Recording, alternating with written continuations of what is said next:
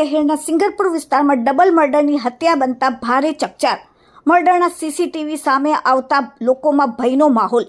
સુરત શહેરમાં ગુનાખોરી દિન પ્રતિદિન વધી રહી છે અને કાયદો વ્યવસ્થાની સ્થિતિ જાણે કથળી રહી હોય તેવું લાગી રહ્યું છે। લિંબાયતમાં સંજયનગરમાં રહેતો 30 વર્ષીય હર્ષલ અધિકારભાઈ પાટીલ અને વેડ રોડ બાપા સીતારામ ચોક ખાતે રહેતો 25 વર્ષીય ભટ્ટુ વનરાજભાઈ માળી બંને પાકા મિત્રો હતા।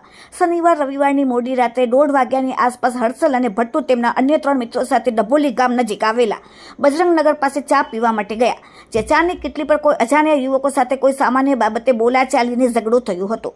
આ સામાન્ય ઝઘડો જોત જોતામાં એટલો ઉગ્ર બની ગયો કે સામે પક્ષેથી 10 થી 15 યુવકો તીક્ષ્ણ હથિયારો સામે ઘસી આવ્યા અને 5 મિત્રો પર હુમલો કરી દીધો। હુમલાખોરો એટલા બેફામ બન્યા હતા કે તેમણે હર્ષલને પીઠના ભાગે અને ભટ્ટુને પેટના ભાગે ચપ્પુના ઉપડા ઉપડી ઘા મારી દીધા। બંને મિત્રો લોહી લુહાણ હાલતમાં જ જમીન પર ઢળી પડ્યા હતા। ઘટનાને પગલે આસપાસના વિસ્તારમાં દોડધામ મચી ગઈ હતી અને હુમલાખોરો ત્યાંથી ફરાર થઈ ગયા હતા। ઘટના બાદ અન્ય મિત્રો અને સ્થાનિકો દ્વારા તાત્કાલિક 108 એમ્બ્યુલન્સને જાણ કરવામાં આવી। લોહી લુહાણ હાલતમાં હર્ષલ અને ભટ્ટુને તાત્કાલિક સારવાર માટે સુરતની સ્મીમેર હોસ્પિટલમાં ખસેડવામાં આવ્યા। જોકે ગંભીર ઇજાઓને કારણે સારવાર દરમિયાન પહેલા હર્ષલ પાટીલનું મોત નીપજ્યું, જ્યારે રવિવારે વહેલી સવારે બીજા મિત્ર ભટ્ટુ માળીએ પર દમ તોડી દીધો। ગણતરીના કલાકોમાં 2 યુવકોના મોતના સમાચાર મળતા જ બંને પરિવારો હોસ્પિટલ દોડી આવ્યા હતા અને સ્મીમેર હોસ્પિટલમાં પરિવારોના આક્રંદથી વાતાવરણ ગમગીન બની ગયું હતું। આ હિંસક હુમલામાં કાળનો કોળિયો બનેલા બંને યુવકો પોતાના ઘરમાં મુખ્ય આધારસ્તંભ સામાન હતા। મૃતક 30 વર્ષીય હર્ષલ પાટીલ લિંબાયતના સંજયનગર વિસ્તારનો રહેવાસી હતો અને પોતાના માતા પિતાનો એકનો જ દીકરો હતો।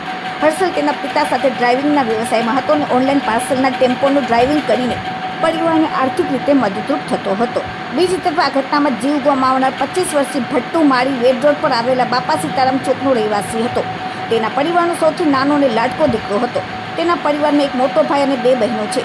ઘરના સૌથી નાના દીકરાની હત્યાને પગલે માતા પિતા સહિત ભાઈ બહેનો ઘેરા શોકમાં ડૂબી ગયા અને ન્યાયની માંગ કરી રહ્યા છે। હાલમાં સિંગરપુર પોલીસ સમગ્ર ઘટનાને મામલે દોડી આવી સીસીટીવી ફૂટેજ મેળવીને તજવીજ હાથ ધરી છે અને આટલો મોટો હુમલો કરનાર 10 થી 15 યુવકો કોણ હતા, તેની પાછળ કઈ જૂની અદાવત હતી તે દિશામાં પોલીસે તપાસ શરૂ કરી। Bureau report, television TV, Surat.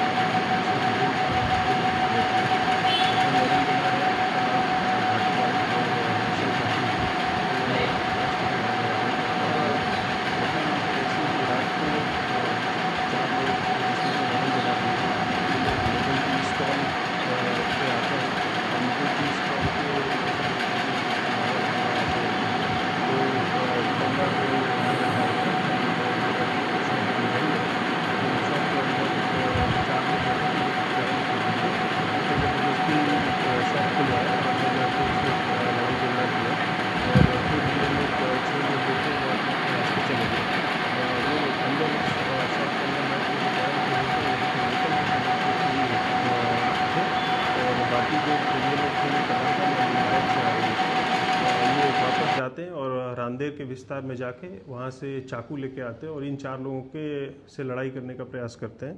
फिर इन 6 लोगों के बीच में लड़ाई होती है और इन 6 लोगों की लड़ाई के बीच में जो आरोपी जो था, जो फरियाद इसमें मरण जनार है, ये मरण जनार चाकू लेके आता है मारने के लिए और इसको खुद ही इसको चाकू लग जाती है और इसकी डेथ हो जाती है।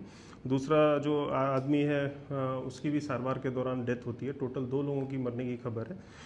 तुरंत ही सिंगरपुर पुलिस स्टेशन की डी स्टाफ और रात में जो पीएसआई थे वो भी जगह पे पहुंचे और रातों रात 2 आरोपी थे इसमें, उन दोनों आरोपी को अरेस्ट कर लिया गया है और इसमें टोटल 4 आरोपी हैं। बाकी 2 आरोपी की शोधखोल चालू है। क्राइम ब्रांच की टीम और लोकल डी स्टाफ और एलसीबी की टीम इसमें लगी हुई है और जल्दी से जल्दी हम बाकी 2 आरोपी को भी लेके आएंगे। इसमें मर्डर का ऑफेंस हमने बीएनएस की धारा 103(1) के तहत इसमें फरियाद दाखिल किया है और आगे कार्रवाई हम कर रहे हैं। सर, आरोपी और मर्डर का कोई गुना इतिहास? जो इसमें मरण जनार है, मरण जनार के ऊपर तड़ीपार का प्रपोजल अभी ऑलरेडी रखा हुआ है और इसके ऊपर पहले भी मारामारी के जैसे ऑफेंसेस इसके ऊपर ऑलरेडी दाखिल हैं।